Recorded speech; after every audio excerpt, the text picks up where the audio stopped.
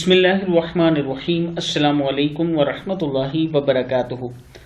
عابد راجہ channel کی طرف سے آج میں اپنے دوستوں کو رسول اللہ صلی اللہ علیہ وآلہ وسلم کا ایک بہت ہی پیارا فرمان سناؤں گا۔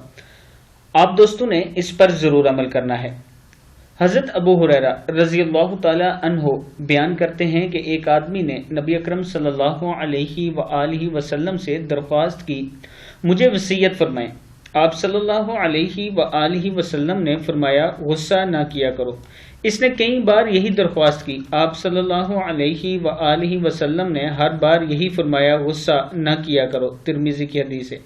پھر سن لیں، ایک آدمی نے نبی اکرم صلی اللہ علیہ وآلہ وسلم سے درخواست کی، مجھے وصیت فرمائیں۔ آپ صلی اللہ علیہ وآلہ وسلم نے فرمایا، غصہ نہ کیا کرو۔ اس نے کئی بار یہی درخواست کی، آپ صلی اللہ علیہ وآلہ وسلم نے ہر بار یہی فرمایا، غصہ نہ کیا کرو۔